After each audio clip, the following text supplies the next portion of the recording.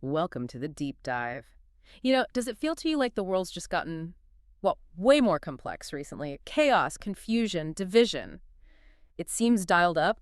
Things feel like they're changing, sometimes significantly, almost week by week. Absolutely. It's a common feeling, that sense of acceleration and maybe fragmentation. And there's this paradox, isn't there? We're building AI, this technology meant for clarity, for order, but sometimes it feels like it's actually adding to the noise, the misinformation, even the division. That's a really sharp observation.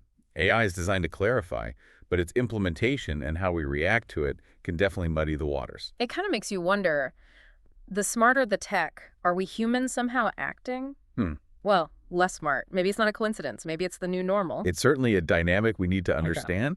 Algorithms shaping reality, echo chambers getting louder. Yeah. It's a lot. No. Exactly. So in this swirling fog of information, clear strategic thinking feels more vital than ever. Today we're going to take a deep dive into precisely that, strategic acumen in the AI era. We're drawing on some great insights, particularly from a recent piece by Trevor Nel. Our mission really is to help you cut through that noise, grasp what strategic acumen actually is in this context, and maybe figure out where you should be focusing your attention. Okay, let's unpack this. Yeah, let's do it. Because making sense of this world where, like you said, algorithms are kind of shaping reality and divisions are amplified, it's a real challenge.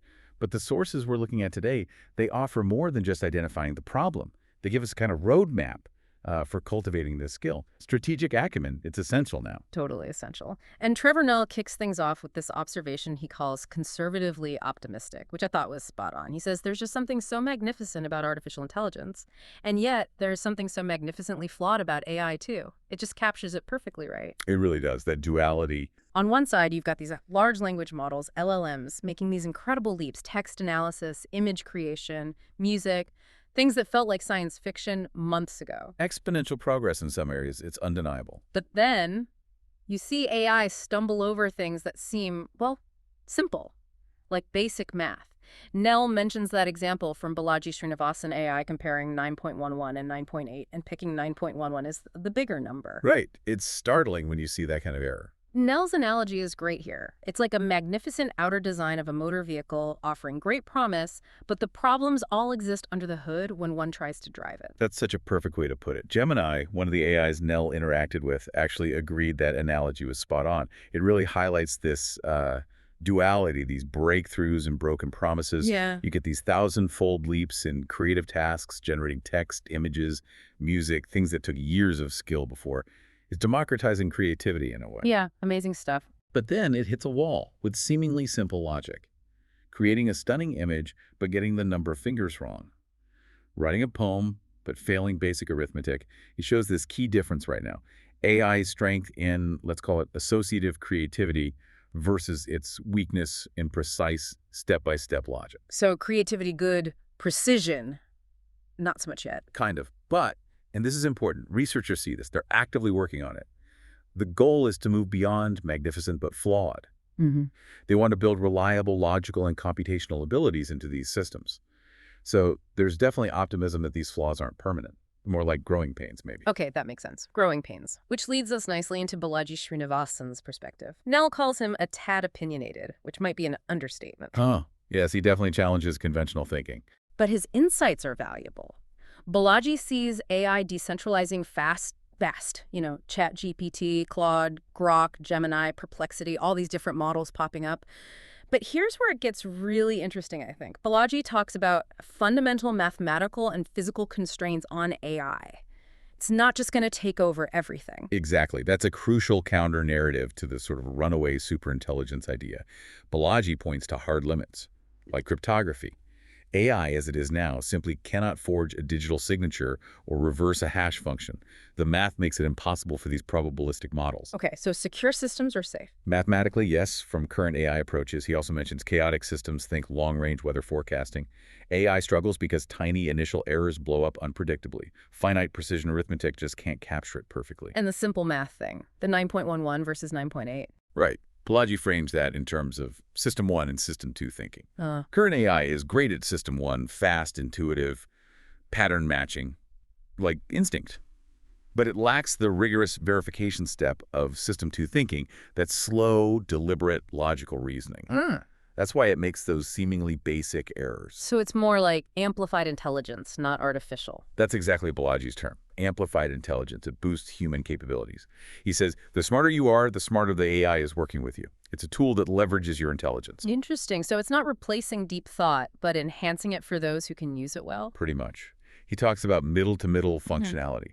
Humans are still the bottleneck for prompting and, crucially, verifying the output. Garbage in, garbage out still applies. Okay. He does see it automating certain tasks, what he calls midwit jobs. Things like templated legal documents, basic medical diagnoses, often faster, cheaper, maybe even with fewer errors sometimes. But still needing a human check? Absolutely, especially in critical fields like law or medicine. You still need that human certification, what he calls the printout step.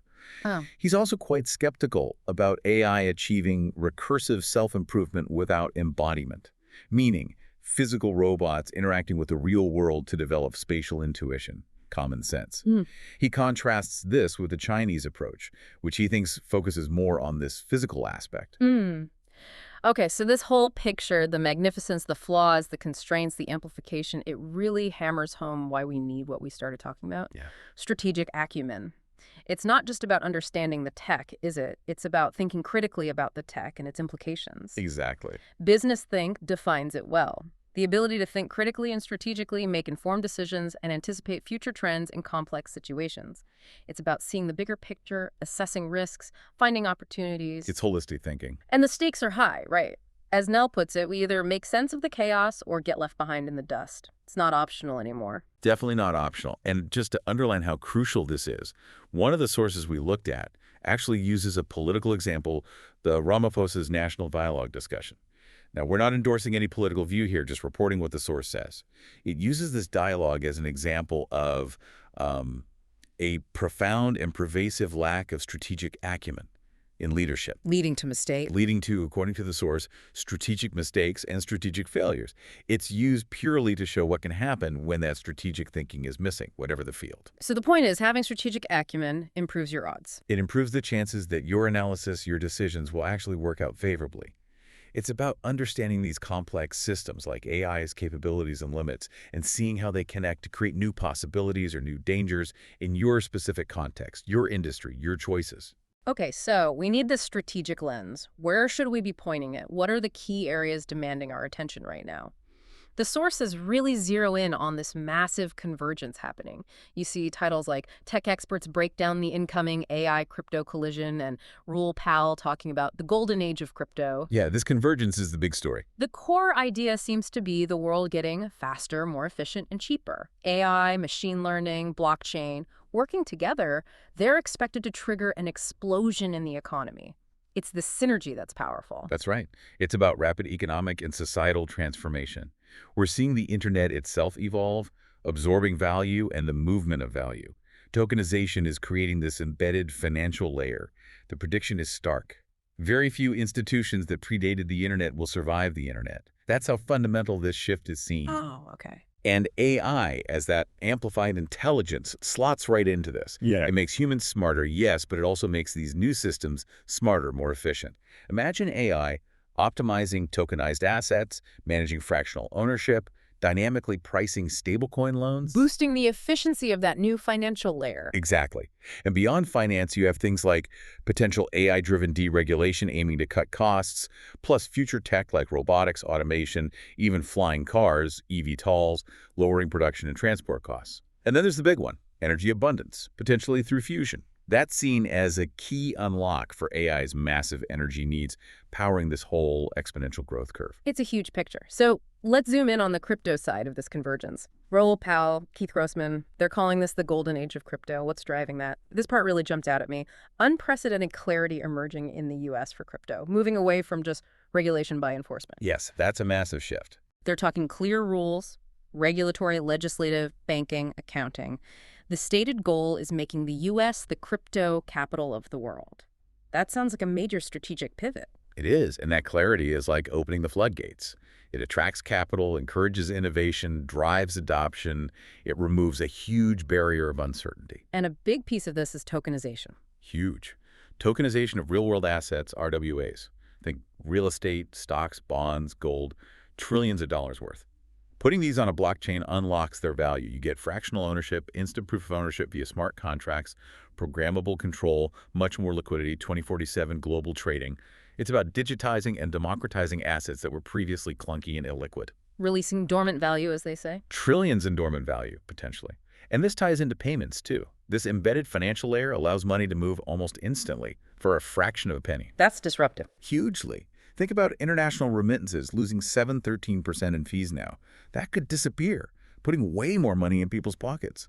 Stablecoins are highlighted, too, as a way to hold dollar equivalents globally, potentially shielding users from local currency issues or even political leverage related to the traditional banking system. Okay, so assets, payments. What else? Programmable money. Imagine loyalty points that are interoperable between brands that maybe even earn yield, or companies directly rewarding tokenized shareholders, credit unions issuing local community tokens. It sounds like finance is getting embedded into everything. Pretty much. Even retirement funds, there's talk of an executive order allowing crypto into 401ks. That's potentially massive capital inflow, especially for something like Bitcoin. Plus, the SEC is allowing liquid staking earning yield on your crypto, even tokenized gold while it's staked. More ways to generate returns within the ecosystem. And the bigger picture impact. Democratization of wealth. The projection is a $100 trillion crypto economy by 2032-2034, described as potentially the largest wealth generation event in human history. And because it's digital and fractional, it's globally accessible, potentially benefiting people outside the traditional financial system, leading to things like the rise of Black Bitcoin, empowering underserved communities. It sounds incredibly optimistic. Are there risks acknowledged? Oh, absolutely. Challenges like quantum computing breaking current crypto are mentioned, but the ecosystem is seen as resilient. Diverse protocols, things like herd immunity, where the network adapts. And you have companies like MoonPay building the invisible infrastructure, the PayPal for crypto, making it easier and safer for people and businesses to interact with this new layer. Okay, but what about the weirder stuff? You mentioned meme coins, PFP, NFTs. How do they fit in? They seem so speculative. That's a fair question. And the sources actually call them gateway drugs to this whole revolution, which is provocative. Gateway drugs. How so? Well, meme coins, despite the hype and silliness, demonstrate instant capital formation on a global scale. They show how fast value can pool and move online, outside traditional systems. Okay, a proof of concept for speed and scale. Exactly. And PFP NFTs, those digital profile pictures, they're basically stress testing digital identity and online community building. They prove you can own, verify, and transfer unique digital assets. That's foundational for tokenizing anything digital in the future. So even the speculative corners are teaching us something important. That's the argument. They're experiments that push the boundaries and build understanding, even if they seem frivolous on the surface. The whole thing is described as a misunderstood revolution, widely underestimated. Okay, so wrapping this all together, we've got AI accelerating intelligence, making things faster, smarter, more efficient, but with limitations we need to understand. And then we have crypto building these new decentralized financial rails that operate at internet speed, tokenizing everything. It really is a profound convergence. It is, and it brings us back to Trevor Nell's conclusion. Strategic acumen isn't a luxury. It's a crucial survival skill. So, for you listening, trying to apply that strategic thinking, the sources point clearly to certain areas, don't they? Blockchain, obviously. Bitcoin. Tokenization of RWAs seems huge. Stablecoins. Even meme coins and PFP NFTs as indicators. And they specifically mention taking a deep look at MoonPay. Yeah, the message is clear. Yeah. Don't just sit back. It's time to lean in. You need to really get your head around AI's dual nature, the incredible promise and the real limitations. And then apply that understanding. Apply it with discipline, clarity, courage. Because, as the sources suggest, the world is being rewritten in real time. Passivity isn't really an option if you don't want to be left behind. Right. This isn't just about tech trends. It's fundamental shifts in value, ownership, power. Exactly. Connecting it to the bigger picture. The risks are definitely there. The noise, the confusion, it's real. But the potential reward for cultivating that strategic acumen, for leaning in, the sources frame it as nothing less than a front-row seat to the most profound wealth creation and societal transformation in human history. So what does this all mean for you as you lean into this new era? It seems pretty clear. The time to learn is now. The time to act is now. And maybe that leaves you with a question to ponder. How will you actively engage with these converging forces, AI and crypto, to make sure you're not just watching this historic transformation happen, but actually participating in it.